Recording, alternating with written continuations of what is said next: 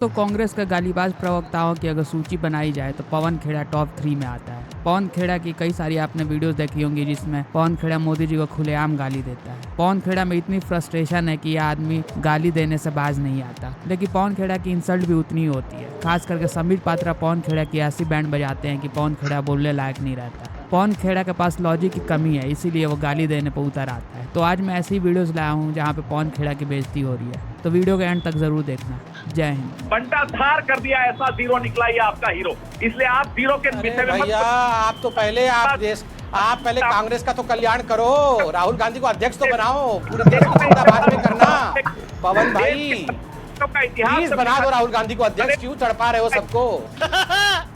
एक शून्य लिखा जाएगा कि एक जीरो व्यक्ति था और इसको प्लीज बना। अरे अमन, नमस्कार दोस्तों, मैं हूं सुनील और आप देख रहे हैं क्विक रिएक्शंस में आप सबका एक बार फिर से स्वागत है। आज का वीडियो होगा धमाकेदार पवन खेड़ा और संबित पात्रा के बीच में। ये दो तो चुहा बिल्ली की तरह है, कभी भी क्या बोलते हैं घनघोर बेइज्जती कर देते हैं हर बार संबित पात्रा पवन खेड़ा के। और देखते हैं इस वाले वीडियो में क्या है, पवन खेड़ा को कैसा पवन खेड़ा का कैसा खिल्ली बढ़ाते हैं। चलिए वीडियो देखते हैं। प्लीज पवन भाई को प्लीज समझाओ। मानक भाई मैं रिक्वेस्ट कर रहा हूँ, राहुल गांधी को अध्यक्ष बना दो कांग्रेस का। ऐसे क्यों नहीं मान रहे हैं लोग? प्लीज बना दो। ओके, जीरो से आगे बढ़े, जीरो से आगे बढ़ते। ये यूएनएससी के प्रेसिडेंट बने थे, बड़ी तारीफ हो रही थी। मजे ले रहा हूँ भैया, तो बिलबिला नहीं रहा हूँ पवन भाई। मैं तो बोल रहा हूँ राहुल गांधी जी को अध्यक्ष बनाओ जल्दी, क्यों टाइम वेस्ट हो रहा है? संबित पात्रा जी आज स्पष्ट कर दीजिए, क्या भारत सरकार, क्योंकि आप बहुत उछल कूद कर रहे हो ना तालिबान पे, हमें घेरने की कोशिश कर रहे हो। ये देश बुरा मान गया है, देश ऐसा हो गया है, देश ये कब से सोनिया और राहुल जी को देश मानते हैं? ये तो सारी गुस्से सबसे ज्यादा गुस्से में तो सोनिया जी और राहुल जी हैं कि उनका कुछ नहीं हो रहा है। देश गुस्से में है, देश बर्बाद हो गया, देश आगे नहीं बढ़ पा रहा है, देश ऐसा सोच रहा है। मतलब ये आपने दोनों को देश सोच रखा है। पार्लियामेंट में तो आप भाग गए। और दूसरी बात है, मैं भैया आप बना दो ना, राहुल गांधी को प्राइम मिनिस्टर कैंडिडेट घोषित करो। इतना तो हम नहीं नाम लेते उनका जितना आज शाम को रिजोल्यूशन में राहुल गांधी को प्राइम मिनिस्टर कैंडिडेट घोषित करो, नहीं तो ममता बनर्जी को प्राइम मिनिस्टर कैंडिडेट घोषित करो, नहीं तो मायावती जी को प्राइम मिनिस्टर कैंडिडेट घोषित करो।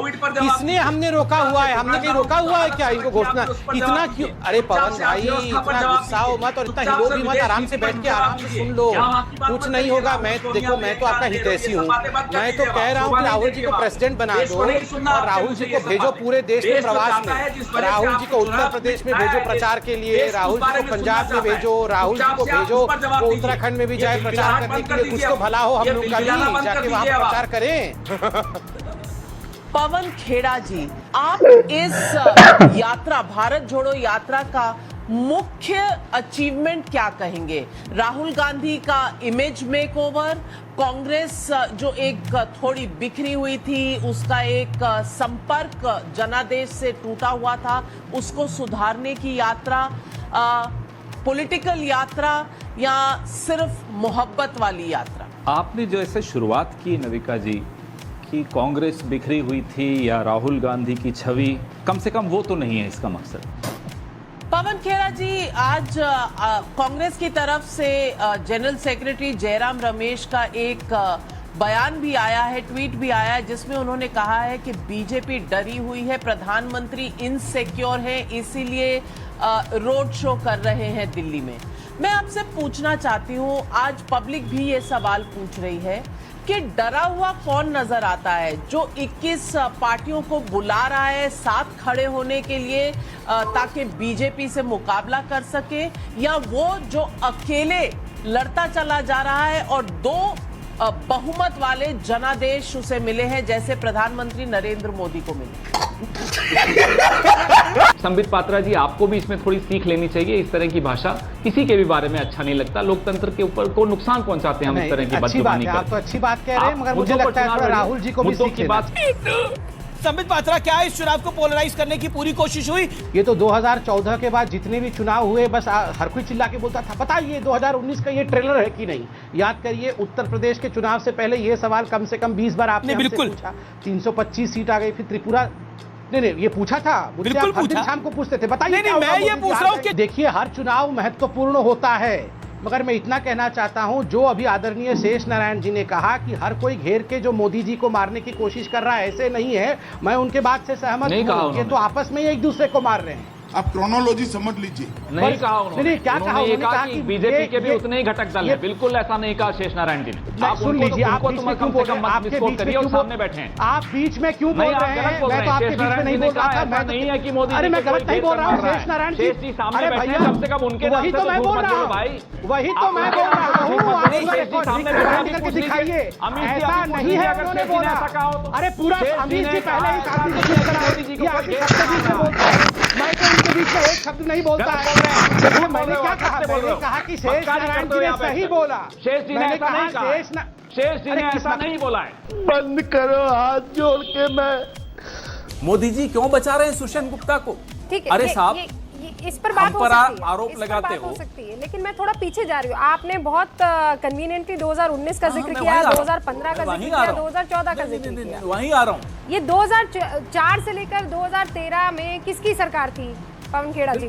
तो आप ये मान रहे हैं कि ये जो वाजपेयी की सरकार से शुरू हुआ, बात नहीं खत्म हुई। खेड़ा साहब बस आप, क्योंकि आप ये जानते हैं कि मैं डिबेट करूंगी, उससे पहले आपकी इस सफाई को मुझे बहुत इम्पोर्टेंटली सुनना है। आप ये कह रहे हैं कि बिल्कुल वाजपेयी की सरकार से शुरू हुआ ये लेन देन आपकी सरकार में भी जारी रहा, 2004 से 2013 में जारी रहा। 526 करोड़ का, लेकिन बीजेपी तो ये कह रही है कि आप ये जितनी बातें कह रहे हैं ये 2004 से 2013 में हुई है। The bulk of the payments were made before 2013। 2013 से पहले किसकी सरकार थी? ये सुषेण गुप्ता को 14.6 मिलियन पॉन्ड्स मिले। ये किसने दिए? किसकी सरकार में दिए? रूबिका जी। Pawan Khera has been arrested by the Assam police. Randeep Singh Surjewala is also with him. This is the latest that we're getting. So the Congress was repeatedly alleging that there's an effort to detain Mr. Pawan Khera. But now the latest information that we've gotten is that the Assam police has arrested Mr. Pawan Khera and after they stopped him from boarding that flight. या अली का आशीर्वाद आपको नहीं चाहिए मतलब? नहीं, उनका देखिए ईश्वर और ईश्वर में भेद करना ये उचित नहीं होगा।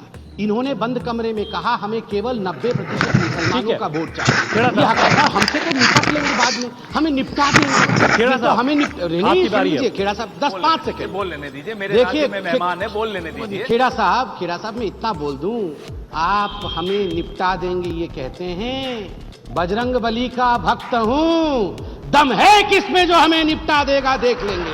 तो पवन खेड़ा की ऐसी कई सारी डिबेट्स है भाजपा प्रवक्ताओं के साथ, खास करके संबित पात्रा के साथ, जिसमें पवन खेड़ा ने गाली दी है और पीएम मोदी को गाली दी है। इसके बावजूद भी पवन खेड़ा जैसे लोग और कांग्रेस के दूसरे प्रवक्ता कहते हैं कि देश तो ये था भाई आज का वीडियो। कैसा लगा आप सब लोग को? अच्छा लगा तो प्लीज लाइक शेयर और सब्सक्राइब कर दीजिए। पवन खेड़ा का अरेस्ट हो चुका है। जिसमें पवन खेड़ा ने चलिए अगले वाले वीडियो